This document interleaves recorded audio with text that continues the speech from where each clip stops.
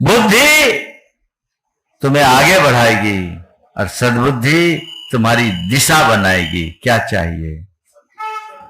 हाँ, उसके लिए क्या चाहिए?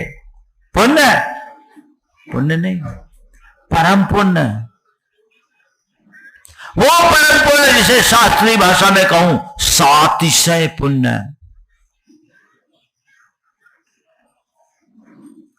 और शुद्ध शब्दों में कहूं तो पुण्यानुबंधी पुण्य। दूसरा अपरम पुण्य, निरतिशय पुण्य, पापानुबंधी पुण्य। दोनों में क्या अंतर है?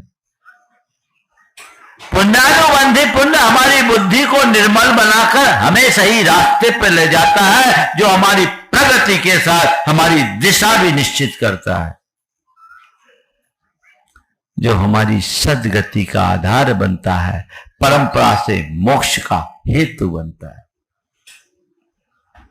और दूसरा पुण्य हमारी बुद्धि को बिगाड़ता है, भ्रष्ट करता है, हमें अपने उपलब्धियों के अभिमान में जकड़ लेता है, हमें भोगों में आसक्त करता है, हमें विषयों में अंधा बनाकर हमारा अधो पतन करा देता है, अधा पतन कराता है। तो जो हमारा आधा पतन करा दे, जो हमें गर्त में गिरा दे, जो हमें नीचे ले जाए, जो हमें अंधा बनाए, वह है पुण्य। और जो हमें ऊपर उठा दे, रास्ता दिखा दे, वह है परम पुण्य। तो पुण्य ने तुम्हें योग तो खूब दिया ना। आज बावरिया कला वालों का तो योग और अच्छा बन गया, जिसकी कल्पना भी नहीं की थी क्या? बोलो ईमानदारी से, उम्मीद भी नहीं, सोच भी नहीं। लेकिन बुंदेलखंड में एक कहावत है, पुण्य मारे जोर तो कोंदो नींदे चोर। तो कोदो नींदे चोर, कहानी सुना दूं?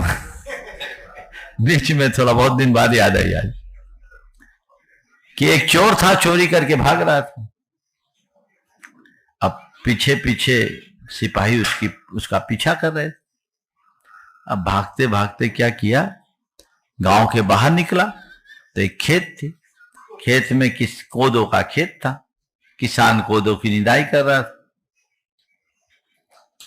तो उसने बोला, भाई मैं तुम्हारे खेत में छिप जाऊं? बोले छिपना नहीं, मैं निदाई कर रहा हूं, मेरे काम में हाथ बटा।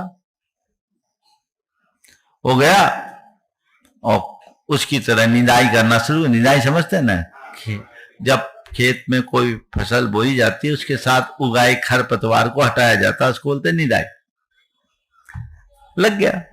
इधर से पुलिस आ गई, बोले भाई कोई इधर से गुजरा?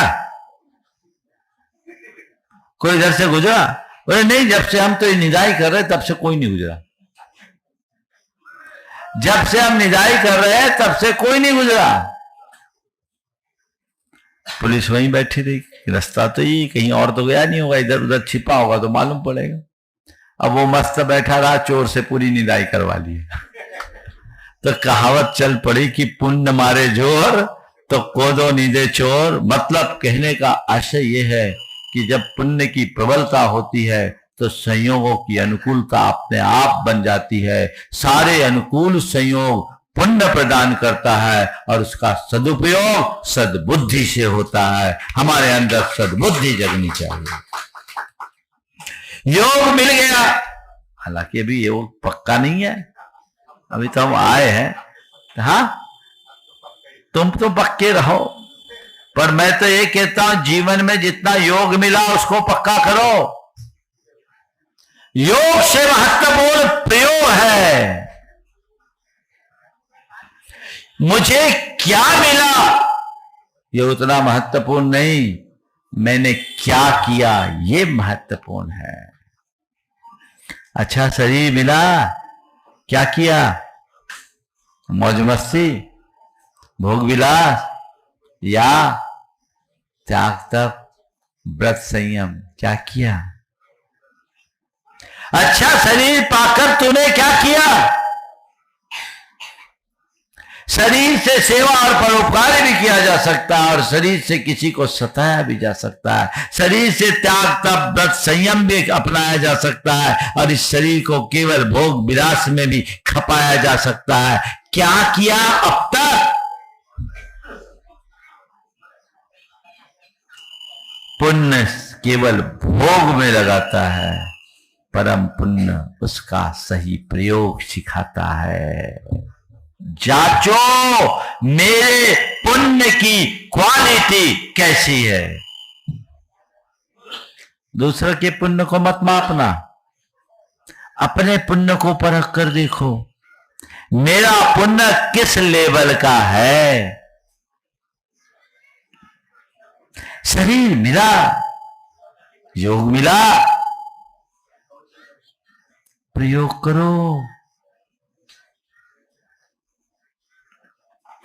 आज तुम्हारे पास इतनी अच्छी बुद्धि है, इतना ज्ञान है, लौकिक क्षेत्र में तुमने अपने ज्ञान का बहुत उपयोग किया और लोग तो एक दूसरे को अपना ज्ञान देते हैं। कई लोग तो ऐसे जो हम लोगों को भी ज्ञान देने आ जाते हैं, तो दे सकते हैं। हमें इस बात की किंचित भी मतलब तकलीफ नहीं है, क्योंकि मैं अपने आप को ज्ञानी मानता ही नहीं, मैं तो एक बच्चे से भी सीखता हूं। लेकिन है कुछ लोग ऐसे आदत वाले होते हैं जो ज्ञान देते हैं। संत कहते हैं काश दूसरों को ज्ञान देने की अपेक्षा खुद को ज्ञान से मंडित कर लेते तो जीवन धन्य हो जाता। तुम्हें बुद्धि मिली ना, शास्त्रों को पढ़ने में थोड़ा समय लगाओ, अपनी बुद्धि को निज पर के कल्याण में लगाओ, दूसरों को सही रास्ते में लगाओ। एक व्यक्ति है जो अपनी बुद्धि का प्रयोग दूसरों को उलझाने में लगा रहा है और एक व्यक्ति है जो बुद्धि का प्रयोग दूसरों को सुलझाने में लगा रहा है। कौन सही है? आप लोग क्या करते हैं? महाराज सुलझाते नहीं है, सुलगाते हैं और सुलगा दे, हवा दे दे। क्या है ये? दुरुपयोग है। दोस्तों अगर आपको मेरी वीडियो अच्छी लगती है तो प्लीज मेरे चैनल को लाइक करें, शेयर करें, सब्सक्राइब करें। इसी तरह से अपना प्यार देते रहें। Thank you.